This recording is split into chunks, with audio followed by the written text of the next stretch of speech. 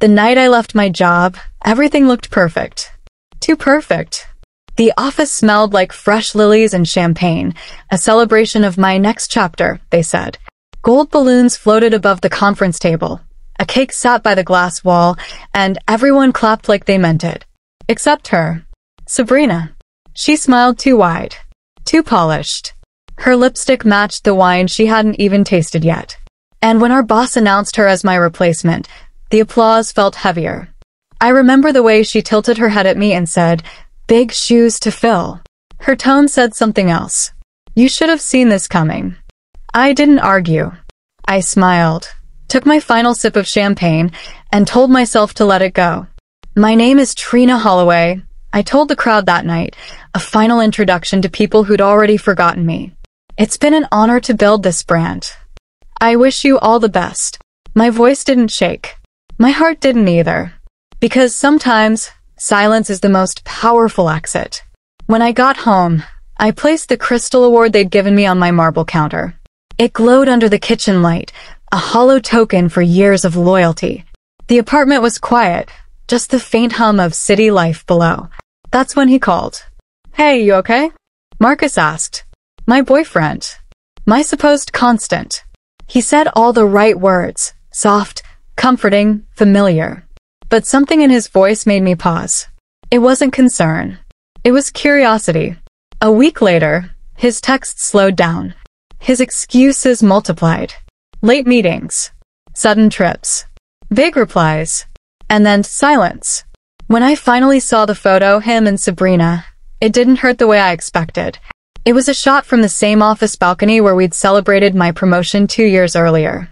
Her hand rested on his chest like she'd claimed both him and the view behind him.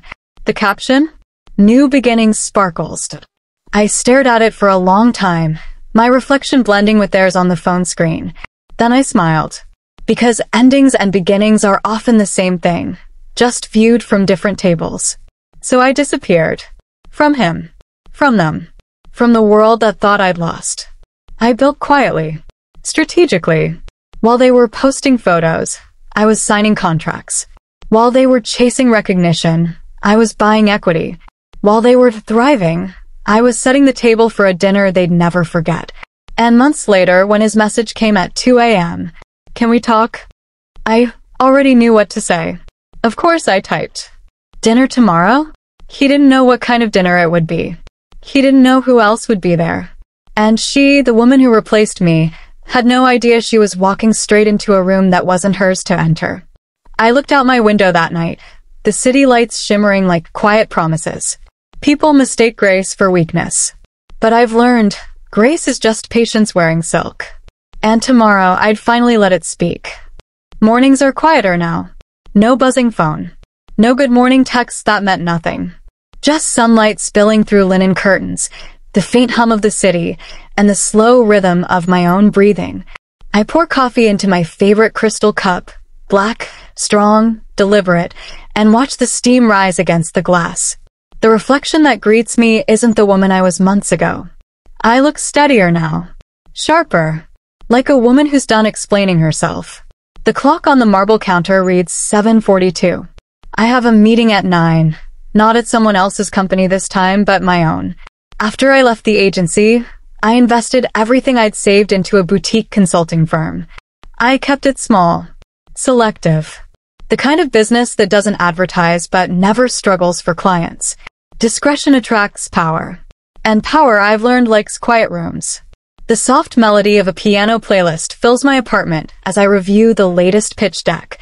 My team is presenting at the Avalon Hotel tonight, one of the city's most exclusive venues.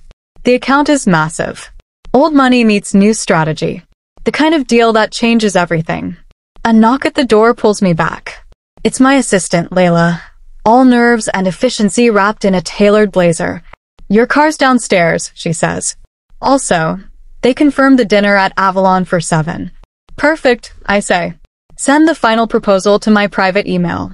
As she leaves, I slip on my coat, a beige wool piece with subtle pearl buttons. My reflection in the mirror is minimalist but intentional. Gold watch, nude lipstick, perfume that smells like jasmine and firelight. The kind of scent people remember long after you've left the room. By noon, I'm downtown. Meetings blur into each other. Polished smiles, handshakes, the exchange of cards. Every word I speak feels measured, and every pause deliberate. At lunch, a colleague mentioned something that makes my fork freeze midair. Did you hear?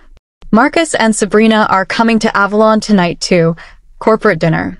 The agency's new campaign launch. My lips curve slightly. Of course they are. The universe has a sense of humor. I dab my lips with a napkin and say, how nice. It'll be good to see familiar faces. That night, the hotel glows like a golden jewel against the winter skyline. Snow drifts outside in soft flakes, catching in the light of the revolving glass doors. The lobby smells like expensive wood polish and white roses. I arrive early enough to choose the table. The best one. Near the window, beneath a chandelier that scatters light across the wine glasses like shards of starlight. I place my phone on the table, screen down, and order a glass of champagne. When they enter, I see them instantly. She's wearing red, bold, attention-seeking, the color of insecurity disguised as confidence. He's dressed in gray, the same shade as his moral compass. They don't see me yet. And that's the beauty of it. Because power doesn't announce itself. It waits. As the waiter refills my glass, I catch my own reflection in the window. Calm, unreadable, deliberate. It's almost poetic, really. She replaced me at work. He replaced me in love. And tonight, I'd replace them both in the story they thought they owned. The piano played something soft and slow, the kind of music meant to soothe rich people who never knew tension. The restaurant at Avalon was full, every table flickering with candlelight. Conversations floated around like perfume, light, pretentious, and impossible to ignore. I sat by the window, champagne glass balanced between my fingers. My reflection shimmered in the glass. Silk blouse, soft curls, diamond-studded watch. Calm, untouchable, until a voice I knew too well sliced through the warmth. Well, this is a surprise. Sabrina. Her tone was honey wrapped around poison. I looked up slowly, as if her presence barely registered. She stood beside Marcus, arm linked through his, eyes sparkling like she'd just won a private game. Trina, she said with a smile too wide for sincerity. Out alone tonight? I let a pause fill the space, the kind that makes people uncomfortable. Then I smiled. Not exactly. Her gaze flicked toward the empty chair across from me. Oh? Expecting someone. Marcus shifted beside her, clearly uneasy. He hadn't changed much. Same cologne, same smug expression hiding under guilt. He avoided my eyes like they burned. Sabrina pressed on. We just thought it was funny seeing you here. This is kind of an exclusive spot. I tilted my head, feigning confusion. Is it? Her laugh was short and sharp. You probably didn't know there's a wait list. But it's okay. I'm sure they made an exception for you. A waiter appeared before I could respond, setting down a fresh glass of champagne. For Miss Holloway, he said respectfully. Compliments of the management. Her smile faltered for half a second. It was subtle, but I caught it. Thank you, I said, meeting his eyes with quiet grace. When he left, Sabrina glanced at Marcus as if to confirm something, maybe to reassure herself that she still held the upper hand. But the truth is, she didn't even know what game we were playing. Marcus cleared his throat. We're actually here for the agency dinner, he said, as though I cared. Sabrina's leading the presentation. Oh, congratulations, I said softly. That's a big deal. It is, she replied, straightening her posture. I worked really hard on this campaign. You might have heard of it, the new luxury partnership for Avalon Resorts. I blinked slowly. Yes, I said. I know it well. Her grin returned. Well then, wish us luck. They started to walk away, but I couldn't resist one last note, delicate, deliberate, and perfectly placed. Luck's overrated, I said. Preparation tends to matter more. She turned, ready to snap back, but the maitre d' approached before she could. Miss Holloway, he said politely. Your guests have arrived. Shall I bring them to your table? Guests. Plural. Every muscle in her face froze. I gave the maitre d' a small nod. Yes, thank you. He gestured toward the entrance, where 3 men in tailored suits approached, the executive team from Avalon Resorts. They greeted me with warm handshakes and genuine smiles. Ms. Holloway, one said, "We're so glad you could host tonight's dinner." Sabrina's lips parted. Marcus stared. But I just smiled, lifting my glass. "Please," I said. "Join me." As they walked away, the sound of her stiletto heel catching on the carpet filled the silence like poetry. I didn't look back. Because true humiliation doesn't need an audience. It just needs timing. The waiter poured wine into crystal glasses, and the sound, that soft trickle of liquid meeting glass, felt louder than the whispers forming behind me. Sabrina and Marcus had been seated a few tables away. From my vantage point, I could see the rigid line of her shoulders, the forced curve of her smile. She was trying to hold herself together, the way I once did, pretending humiliation was just a misunderstanding. But this wasn't her night. I took a sip of my wine and exhaled slowly. The air carried notes of jasmine and oak, the kind of scent money can't buy, only time can. Across the table, the Avalon executives laughed easily. "Miss Holloway," one of them said, "you've built quite the reputation. Quiet, effective, elegant. We like that." "Thank you," I said, my tone calm but deliberate. "I believe real influence doesn't need to announce itself." A ripple of agreement circled the table. Even the manager of the restaurant, a man who rarely bowed to anyone, stopped by to ask if everything was satisfactory. "It's perfect," I said, offering a soft smile. "You've outdone yourself." As he walked away, I caught Sabrina glancing toward me. Just a flicker of a look she couldn't suppress. The kind of glance people give when the world no longer fits the story they told about you. Her voice carried faintly over the piano music. "I can't believe this," she muttered to Marcus. He said something back, low, defensive. I didn't have to hear the words. The rhythm of regret is universal. I turned my focus back to my table, to the conversation that actually mattered. The executives were discussing brand expansion, a merger, international reach, words that tasted like legacy. One of them leaned closer. "Would you be open to joining our foundation's advisory board?" I paused, letting the weight of his offer settle in the air. Then I smiled. "Let's discuss it after the new year." My fork tapped softly against the porcelain plate, each movement deliberate, steady, elegant, unbothered. The evening continued like that, slow, luxurious, controlled. Every gesture, every glance, every silence shaped the narrative. I didn't need revenge tonight. I didn't need to raise my voice or seek validation. I'd already won the moment I chose peace over proving myself. But peace, I've learned, can still be a blade. Halfway through dessert, Sabrina finally rose from her table. She was smiling again, too hard, too bright. She approached ours, clutching her wine glass like it was a weapon. "Trina," she said sweetly, "I just wanted to say congratulations. Seems like you've moved up." I looked up, calm as still water. "Thank you, Sabrina." "You too." She blinked. "Me." I gestured toward her seat. "Yes. Not everyone could stay that composed after what just happened. You handled it gracefully." The men at my table exchanged quick glances. Her smile cracked, just slightly, before she retreated. When she returned to her seat, Marcus whispered something in her ear. Her eyes darted toward me again, but I didn't meet them this time. I focused on the candlelight flickering against the wine glass. The glow painted gold across my fingertips. Quiet, steady, powerful. I wasn't that woman from the office anymore. And they could both feel it, even from across the room. Because real revenge isn't loud. It's elegant. And it always ends in silence. After the main course, the waitstaff cleared the plates with choreographed grace, a small symphony of silverware and soft steps. The pianist shifted from jazz to a tender waltz, notes curling through the air like smoke. I leaned back in my chair, letting the rhythm wash over me.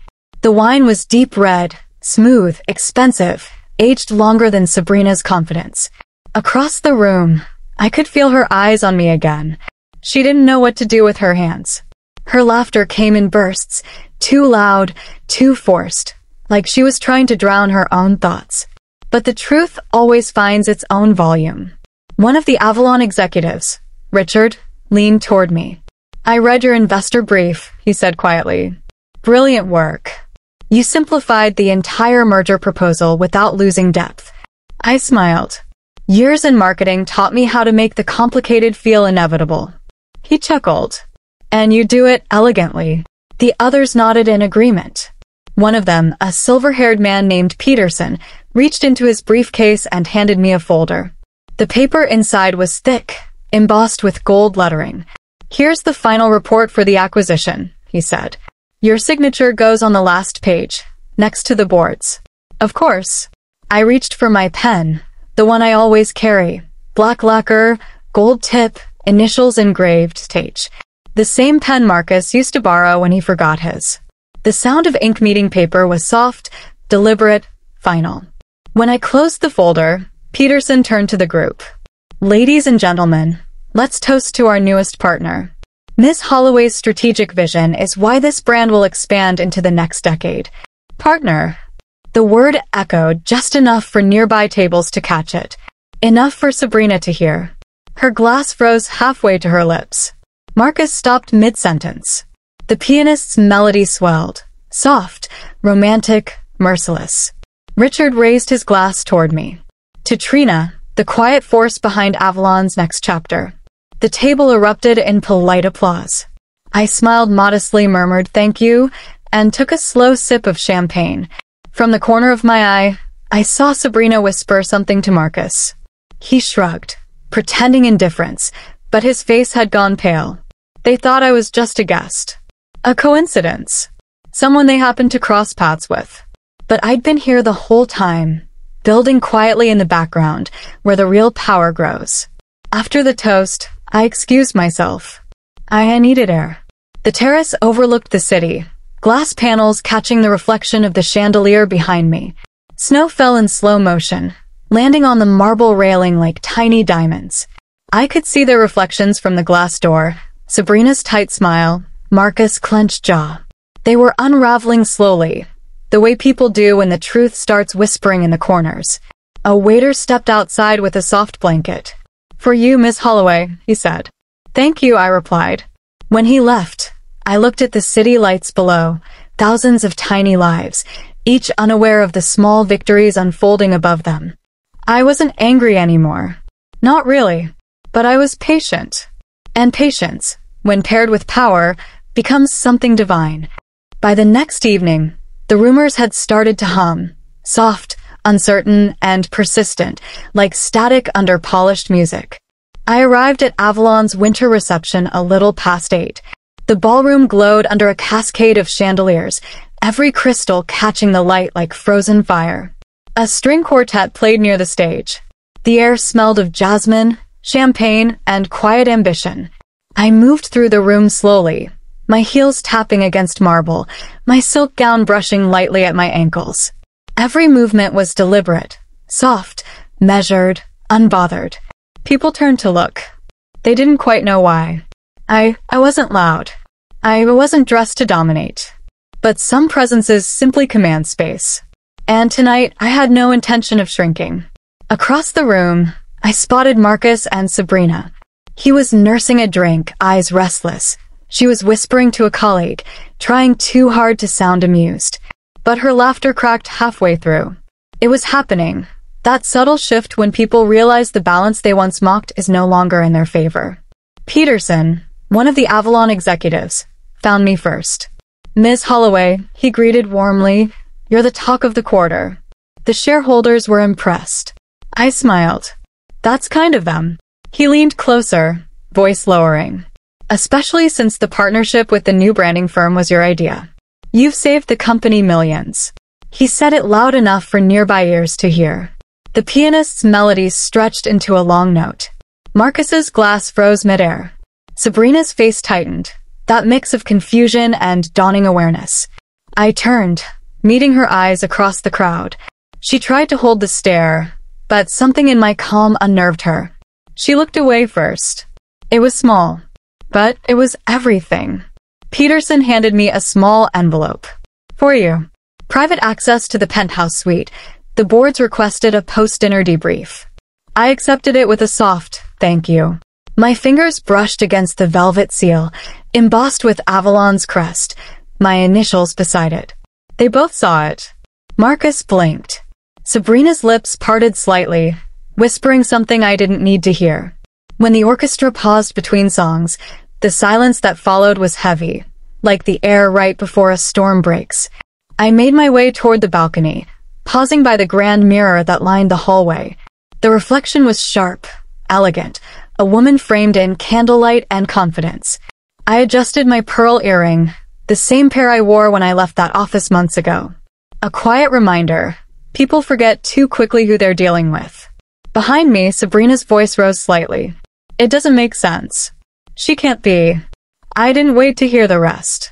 The balcony doors opened with a soft click. Outside, the night air carried the faint sound of laughter and music, but it all felt distant, filtered through layers of glass and grace. I looked down at the city again, glittering, oblivious. From inside, Marcus appeared by the door. His expression had softened, regret bleeding through the edges. "Trina," he started, hesitant. "You didn't tell me you were involved with Avalon." I turned slightly, my tone even. "You didn't ask." He nodded, guilt flickering behind his eyes. "I didn't think." "No," I said quietly. "You didn't." The music began again, slow, deliberate. The kind that forces everyone to listen. I let the moment linger before stepping past him, leaving only the faint scent of gardenia and power in my wake. I didn't need to defend my place. It was already written in the fine print, the kind he never bothered to read. The boardroom smelled faintly of cedar and champagne, that blend of money and restraint. The kind of room built not just for meetings, but for moments. The city stretched endlessly below, the skyline glimmering against the glass walls. Snow drifted outside in soft spirals, catching the golden light from the chandelier overhead. I arrived early, always early. The board's documents were already placed neatly before each seat, cream folders with gold lettering. My name embossed across the top, Trina Holloway, Senior Partner, Strategic Division. The same title they'd once said I'd never reach. I adjusted the cuff of my ivory blazer, the diamond face of my watch glinting under the light. My assistant poured me tea, jasmine, light, deliberate, and disappeared quietly, leaving only the hush of wealth and anticipation in the air. Then the doors opened. Peterson entered first, followed by the other Avalon executives. They greeted me warmly, the sound of polished shoes and measured voices filling the room. And behind them came Marcus. And Sabrina. Of course. They looked out of place among the marble and glass, too stiff, too uncertain. Peterson gestured to the seats near the end of the table. "Guests of one of our regional investors," he said. "We thought they might gain perspective." Perspective. I almost smiled. Marcus' eyes found mine first. His face froze, that slow dawning expression people wear when life rearranges itself without asking permission. Sabrina followed his gaze. Her mouth opened slightly, then closed again. She looked at the placard in front of me. Ms. Holloway, Senior Partner. The embossed letters might as well have been carved in stone. I didn't look directly at them. I didn't need to. Instead, I opened the meeting with a soft click of my pen. "Good evening, everyone," I said. "Let's begin." The lights dimmed slightly as the presentation started. My voice guided the discussion. Calm, assured, precise. The team spoke about expansions, global partnerships, foundation investments. Every slide carried my initials, every figure my direction. Halfway through, Peterson paused. "Before we close, I'd like to acknowledge the person who made this transition seamless. Ms. Holloway isn't just a consultant. She's Avalon's newest controlling shareholder." The room went quiet. The kind of quiet that stretches. Thick. Electric. Unforgettable. Marcus's chair creaked slightly. His hand tightened around his glass. Sabrina's reflection in the glass wall behind me looked ghost-like, pale, stunned. Peterson turned to me. "Would you like to say a few words?" I nodded. "Just one thing." I stood, my hand resting lightly on the back of my chair. The silk of my blouse shimmered under the chandelier's light. "When people underestimate you," I began, my tone soft but deliberate, "they give you the space to work in silence. And silence builds empires. The words hung in the air, poised, effortless, final. A ripple of agreement swept across the table. The executives nodded, impressed. The sound of polite applause filled the room, but Marcus didn't move. He just stared, caught between disbelief and regret. I met his gaze for the first time that night, not cruelly, not triumphantly, but with calm recognition. He looked away first. Outside, snow pressed against the glass, melting into streaks of gold. The meeting ended soon after. People rose, shaking hands, exchanging quiet congratulations. Sabrina and Marcus stood slowly, gathering their coats like sleepwalkers. She tried to smile at me. It didn't reach her eyes. "Congratulations," she managed to whisper. "Thank you," I said simply. And then I walked out first. Because this time, they could follow. The same restaurant. The same table. The same candlelight flickering against the glass. But everything felt different. I arrived 10 minutes late this time. Not out of arrogance. Out of balance. Because women like me don't rush anymore. Not for those who once mistook our silence for weakness. Marcus was already seated. His suit was perfect, but the confidence behind it had cracks. The kind that only regret leaves behind. He stood as I approached. "Trina," he said softly, "you look incredible." "Thank you," I replied, pulling out my chair. "I usually do." The waiter appeared, placing a glass of champagne before me. I didn't order it, but they already knew my preferences here. Jasmine and bergamot perfume lingered around me, blending with the warmth of vanilla candles on the table. For a moment, neither of us spoke. Only the quiet melody of a piano drifted through the room, the same song that played the night he gave my diamond necklace to her. He cleared his throat. "I wanted to see you because I owe you an apology." I looked at him evenly. "You owe a lot of people a lot of things, Marcus. I'm not on that list anymore." He swallowed hard. "You were right. About everything. Sabrina's gone. She couldn't handle the pressure, the travel, the consequences," I finished gently. He nodded. His fingers tapped the edge of his glass. "I didn't know you were working with Avalon." "I didn't know you." "No," I interrupted softly. "You didn't ask to know." He flinched. "Just barely, but enough." "I used to think power was loud," I said, glancing at the skyline beyond the window. Lights blinking across the city like stars drawn close. That it needed to be seen, announced, defended. I smiled faintly. Turns out it's the opposite. True power whispers. And when it speaks, everyone listens. The silence between us wasn't cruel. Just final. The kind of silence that draws a line and lights it with gold. The waiter arrived again. Marcus reached for the bill, old habits. But the man only smiled politely. "It's been taken care of, Ms. Holloway," he said. As always, Marcus froze. His hand fell away from the check. I thanked the waiter, then rose from my seat, the soft silk of my dress catching the candlelight as I did.